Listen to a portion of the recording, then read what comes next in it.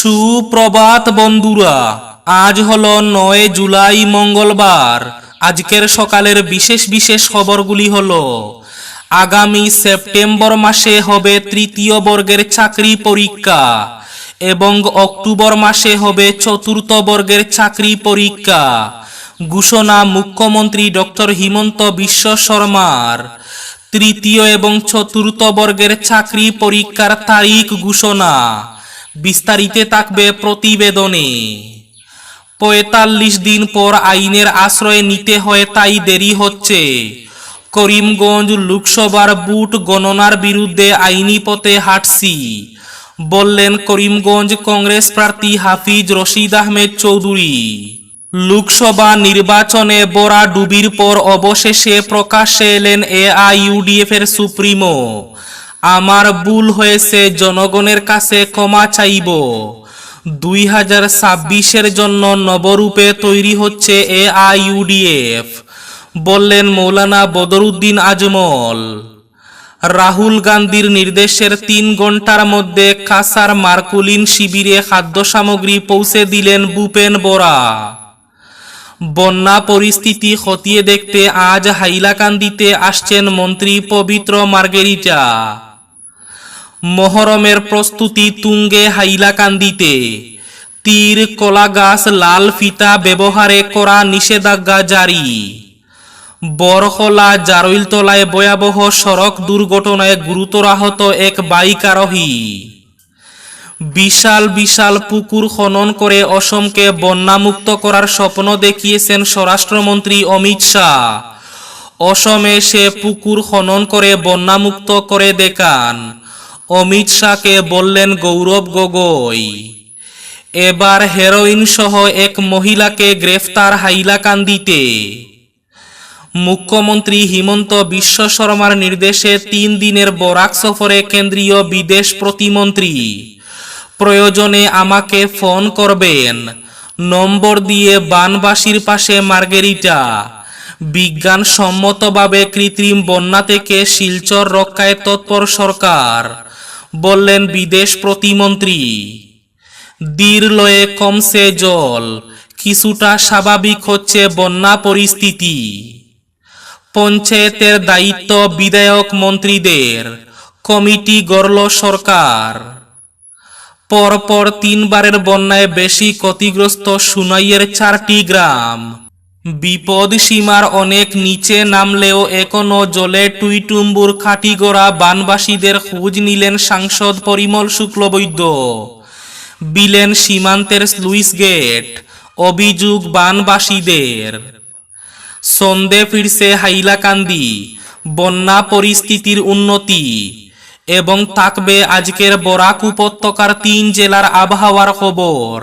তাহলে বিস্তারিত খবরে যাওয়ার আগে অবশ্যই ভিডিওটিতে একটি লাইক করে চ্যানেলটি সাবস্ক্রাইব করে পাশের বেল আইকনটি বাজিয়ে রাখবেন এবং ফেসবুক পেজটি ফলো করে ভিডিওটি অবশ্যই শেয়ার করবেন যাতে সঠিক তথ্যগুলো সবার কাছে পৌঁছাতে পারে। এবার শুনুন আজকের খবরগুলির বিস্তারিত। প্রথম খবর, সেপ্টেম্বর মাসে তৃতীয় বর্গের চাকরি পরীক্ষা এবং অক্টোবর মাসে চতুর্থ বর্গের চাকরি পরীক্ষা। ঘোষণা মুখ্যমন্ত্রী ডক্টর হিমন্ত বিশ্ব শর্মার। তৃতীয় এবং চতুর্থ বর্গের চাকরি পরীক্ষার সময় ঘোষণা। এপিএসসির মতো এবার অনুষ্ঠিত হবে এডিআরই অর্থাৎ তৃতীয় চতুর্থ বর্গের চাকরি পরীক্ষা। 3টি পর্যায়ে অনুষ্ঠিত হবে তৃতীয় বর্গের পরীক্ষা। প্রারম্ভিক, মূল এবং সাক্ষাৎকার পর্ব অনুষ্ঠিত হবে। তৃতীয় বর্গের চাকরি পরীক্ষা অনুষ্ঠিত হবে 15, 22 এবং 29 সেপ্টেম্বর। চতুর্থ বর্গের চাকরি পরীক্ষা অনুষ্ঠিত হবে 20 এবং 27 অক্টোবর। 3 অক্টোবর থেকে অসম পুলিশের শারীরিক পরীক্ষা অনুষ্ঠিত হবে। এইবার অসম পুলিশে 6,434টি পদ পূরণের লক্ষ্য সরকারের। তৃতীয় বর্গে 7,500টি পদ এবং চতুর্থ বর্গে প্রায় 4,500টি পদ। এই ঘোষণা মুখ্যমন্ত্রী ডক্টর হিমন্ত বিশ্ব শর্মার। পিছু ছাড়ছেন না, করিমগঞ্জ লোকসভার বুট গণনার বিরুদ্ধে আইনি পথে হাঁটছেন কংগ্রেস প্রার্থী হাফিজ রশিদ আহমেদ চৌধুরী। রাজ্য সরকার 5 বছর আগে বন্যা মোকাবিলার জন্য কেন্দ্রের কাছে 10,000 কোটি টাকা চেয়েছিল। কেন্দ্র দিয়েছে মাত্র 250 কোটি টাকা। ডবল ইঞ্জিন সরকারের অবস্থা হলো এই। সোমবার কুম্ভীরগ্রাম বিমানবন্দরে কংগ্রেস নেতা সাংসদ রাহুল গান্ধীর কাছে এই তথ্য তুলে ধরেন আইনজীবী তথা করিমগঞ্জ থেকে লোকসভা নির্বাচনে প্রতিদ্বন্দ্বিতাকারী কংগ্রেস নেতা হাফিজ রশিদ আহমেদ চৌধুরী। একথা জানিয়ে তিনি বলেন, বিষয়টি দলের কোনো সাংসদকে দিয়ে লোকসভা অধিবেশনে উত্থাপনের দাবি রেখেছেন দলের সর্বভারতীয় নেতার কাছে। এছাড়াও বর্ষার মরশুমে বরাক উপত্যকার বিচ্ছিন্ন যোগাযোগ ব্যবস্থা নিয়ে তিনি রাহুল গান্ধীর দৃষ্টি আকর্ষণ করেন। হাফিজ রশিদ করিমগঞ্জ এবং হাইলাকান্দির আরও কিছু সমস্যা তুলে ধরেন রাহুল গান্ধীর কাছে। তার হাতে বরাক কংগ্রেসের শীর্ষস্থানীয় নেতৃবর্গ কেন্দ্র সরকারের উদ্দেশ্যে একটি স্মারকপত্র তুলে দেন। হাফিজ রশিদ আহমেদ চৌধুরী বলেন, করিমগঞ্জ লোকসভা আসনের গণনায় যে অনিয়ম হয়েছে সেই অনিয়মের বিরুদ্ধে আইনের সাহায্য নিতে হচ্ছে। নির্দিষ্ট নিয়ম হলো গণনার 45 দিন পর আইনের আশ্রয় নিতে হয়। এর আগে বহু প্রক্রিয়া রয়েছে। এই প্রক্রিয়াগুলোর জন্য তাকে দিল্লি দিশপুর ছুটতে হচ্ছে। তাই সব সময় সশরীরে এখানে উপস্থিত থাকতে পারছেন না। তবে পরিবারের সদস্যরা তার হয়ে কাজ অব্যাহত রেখেছেন। লোকসভা নির্বাচনে বরাডুবির পর অবশেষে প্রকাশ্যে এলেন এআইইউডিএফের সুপ্রিমো বদরুদ্দিন আজমল। আমার ভুল হয়েছে, জনগণের কাছে ক্ষমা চাইব, বললেন মৌলানা বদরুদ্দিন আজমল। 2026-এর জন্য নবরূপে তৈরি হচ্ছে এআইইউডিএফ। জনতা পরিবর্তন চেয়েছেন।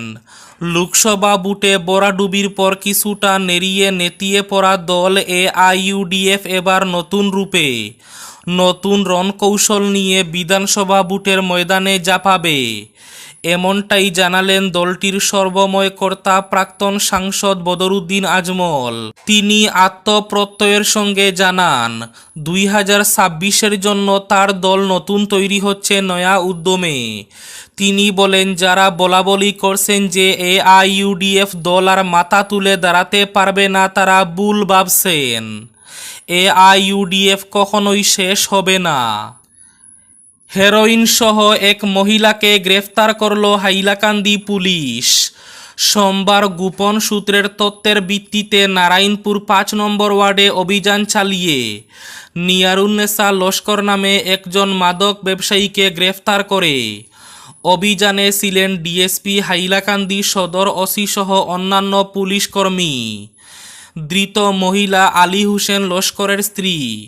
এদিন নিয়ারুন্নেসার বাড়িতে অভিযান চালিয়ে অভিযুক্ত ব্যক্তির কাছ থেকে 15 গ্রাম হেরোইন সহ 89টি প্লাস্টিকের শিশি উদ্ধার করা হয়। হাইলাকান্দিতে মহরমের প্রস্তুতি তুঙ্গে। তীর, কলাগাছ, লাল ফিতা ব্যবহারে করা নিষেধাজ্ঞা। গুড়া তাজিয়া খেলার উপযোগী লাঠি, তরোয়াল, জারিগান ব্যতীত ডিজে, গান বাজনা, তীর, কলাগাছ, লাল ফিতা ব্যবহার করে মহরমের মিছিলে বের হওয়া যাবে না। ইসলামের শরীয়ত বিরোধী যে কোনো কার্যকলাপ দেশের আইন বিরোধীও। তাই আগামী 17 জুলাই আশুরার দিনে ডিজে, গান বাজনা ইত্যাদি সহ অতিরঞ্জিত বাড়াবাড়ি করে কোনো কিছু নিয়ে মিছিলে বের হলে তা মেনে নেবে না হাইলাকান্দি জেলা মহরম কমিটি। বরহলা জারৈলতলায় সড়ক দুর্ঘটনায় গুরুতর আহত হলেন এক বাইক আরোহী। ঘটনাটি ঘটেছে সোমবার রাত 7:30 নাগাদ। আহতের নাম শামীম আহমেদ, বাড়ি শ্রীকুনা প্রথম খণ্ডে। জানা গেছে, বাইক আরোহী শামীম জারৈলতলা থেকে শ্রীকুনা যাওয়ার পথে জারৈলতলা রানীফেরি সড়কে একটি স্কুটির সঙ্গে সংঘর্ষে আহত হন। ঘটনার সঙ্গে সঙ্গে জনগণ জড়ো হওয়ার আগে স্কুটি আরোহী পালিয়ে যেতে সক্ষম হয়। এদিকে দুর্ঘটনার খবর পেয়ে দক্ষিণ জারৈলতলা গ্রামরক্ষী বাহিনীর সম্পাদক কৃপাময় নাথ, জারৈলতলা বাজার গ্রামরক্ষী বাহিনীর সম্পাদক রাজু দেবনাথ, বেতর গঙ্গাপুর গ্রামরক্ষী বাহিনীর সম্পাদক ফরুল ইসলাম লস্কররা ছুটে আসেন। খবর পেয়ে বরখলা থানার এসআই হুসেন আহমেদ দলবল নিয়ে ঘটনাস্থলে ছুটে যান। পুলিশ ও গ্রামরক্ষী বাহিনীর সহযোগে আহত শামীমকে প্রথমে বরখলা স্বাস্থ্যকেন্দ্রে পাঠানো হয়, কিন্তু তার আঘাত গুরুতর হওয়ায় পরে শিলচর মেডিকেল কলেজ হাসপাতালে স্থানান্তরিত করা হয়। এবার পঞ্চায়েতের দায়িত্ব বিধায়ক মন্ত্রীদের, কমিটি গড়ল সরকার। রাজ্যের ত্রিস্তরীয় পঞ্চায়েতের কার্যকাল শেষ হয়েছে কয়েক মাস আগে। নভেম্বরে পঞ্চায়েতের নির্বাচন করানোর পরিকল্পনা রয়েছে সরকারের, কিন্তু এর আগে হঠাৎ এক নির্দেশ জারি করে পঞ্চায়েত প্রতিষ্ঠানগুলিকে মন্ত্রী বিধায়কদের দখলে নিয়ে এলো সরকার। জেলা পরিষদ, আঞ্চলিক পঞ্চায়েত ও গ্রাম পঞ্চায়েতের জন্য 3টি কমিটি গঠন করা হয়েছে। জেলা পরিষদের দায়িত্বে থাকবেন জেলার অভিভাবক মন্ত্রী, আঞ্চলিক পঞ্চায়েতে স্থানীয় বিধায়ক এবং গ্রাম পঞ্চায়েতে ভিডিও। নির্বাচন না হওয়া অবধি এভাবেই চলবে পঞ্চায়েত প্রতিষ্ঠানগুলি। রাহুল গান্ধীর নির্দেশে 3 ঘন্টার মধ্যে খাদ্য সামগ্রী পৌঁছালো শিবিরে। রাহুল গান্ধী এবং শরণার্থীদের মধ্যে বার্তালাপের পর রাহুল গান্ধীর নির্দেশে 3 ঘন্টার মধ্যে কাছার মার্কুলিনের ত্রাণ শিবিরে খাদ্য সামগ্রী পৌঁছে দিলেন ভূপেন বোরা। শরণার্থী শিবিরে 10 দিনের খাদ্য সামগ্রী পৌঁছে দিলেন প্রদেশ কংগ্রেসের সভাপতি ভূপেন বোরা। প্রয়োজনে আমাকে ফোন করবেন। মুখ্যমন্ত্রী হিমন্ত বিশ্ব শর্মার নির্দেশে 3 দিনের বরাক সফরে এসে নম্বর দিয়ে বানবাসীদের পাশে থাকার বার্তা দিলেন কেন্দ্রীয় বিদেশ প্রতিমন্ত্রী পবিত্র মার্গেরিটা। প্রয়োজনে আমাকে ফোন করবেন। এক বানবাসীর হাত থেকে মোবাইল নিয়ে নিজের ব্যক্তিগত নম্বরটাই সেভ করে দিলেন কেন্দ্রীয় বিদেশ প্রতিমন্ত্রী পবিত্র মার্গেরিটা। 3 দিনের বরাক সফরে সোমবারই শিলচর পৌঁছেন তিনি। প্রথমে তিনি যান দেশভক্ত তরুণরাম ফুকন উচ্চ মাধ্যমিক বিদ্যালয়ের ত্রাণ শিবিরে। সেখানে এক বানবাসী তার সুখ দুঃখের কথা তুলে ধরেন কেন্দ্রীয় প্রতিমন্ত্রীর কাছে। তা শুনে ওই বানবাসীর মোবাইল ফোনটা চেয়ে নেন তিনি। নিজের মোবাইল নম্বরটা সেভ করে দিয়ে বলেন, প্রয়োজনে আমাকে ফোন করবেন, আমি ব্যবস্থা নেব। তবে অহেতুক ফোন, সকাল বিকাল গুড মর্নিং এবং গুড ইভিনিং মেসেজ পাঠাবেন না। শিবিরে বানবাসীদের কোনো অভাব অভিযোগ থাকলে আমাকে ফোন করবেন। তাছাড়া বন্যায় ঘরবাড়ির ক্ষয়ক্ষতি পূরণে বানবাসীদের আশ্বাস দেন তিনি। বিজ্ঞানসম্মতভাবে কৃত্রিম বন্যা থেকে শিলচর রক্ষায় তৎপর সরকার, বললেন বিদেশ প্রতিমন্ত্রী পবিত্র মার্গেরিটা। এদিকে অসমে সে পুকুর খনন করে বন্যামুক্ত করে দেখান। অমিত শাহকে বললেন গৌরব গগৈ। বিশাল বিশাল পুকুর খনন করে অসমকে বন্যামুক্ত করার স্বপ্ন দেখিয়েছেন কেন্দ্রীয় স্বরাষ্ট্রমন্ত্রী অমিত শাহ। তাই বন্যার সময় অসমে সে বন্যামুক্ত অসমের স্লোগান কতটা সাকার হয়েছে সেটা দেখে দেওয়ার আহ্বান জানালেন সাংসদ গৌরব গগৈ। তাছাড়া রাহুল গান্ধী যদি অসমে সে বন্যা দুর্গতদের খবর নিতে পারেন, তাহলে কেন্দ্রীয় মন্ত্রীরা কেন আসছেন না, এই প্রশ্ন তুলেছেন তিনি। বিরোধী বিধায়ক অখিল গগৈ প্রশ্ন তুলেছেন, বন্যা দুর্গতদের ত্রাণ সাহায্য নিয়ে গাইডলাইন মেনে সাহায্য দেওয়া হচ্ছে না বলে অভিযোগ তার। আজকের বরাক উপত্যকার 3 জেলার আবহাওয়ার খবর। আজও বরাক উপত্যকার 3 জেলায় হালকা থেকে মাঝারি বৃষ্টিপাতের পূর্বাভাস। শিলচর কাছাড়ে আজ সর্বোচ্চ তাপমাত্রা থাকবে 32 ডিগ্রি সেলসিয়াস এবং সর্বনিম্ন তাপমাত্রা থাকবে 27 ডিগ্রি সেলসিয়াস। করিমগঞ্জ জেলায় আজ সর্বোচ্চ তাপমাত্রা থাকবে 32 ডিগ্রি সেলসিয়াস এবং সর্বনিম্ন তাপমাত্রা থাকবে 26 ডিগ্রি সেলসিয়াস। হাইলাকান্দি জেলায় আজ সর্বোচ্চ তাপমাত্রা থাকবে 32 ডিগ্রি সেলসিয়াস এবং সর্বনিম্ন তাপমাত্রা থাকবে 27 ডিগ্রি সেলসিয়াস। এবার শেষ খবরটি।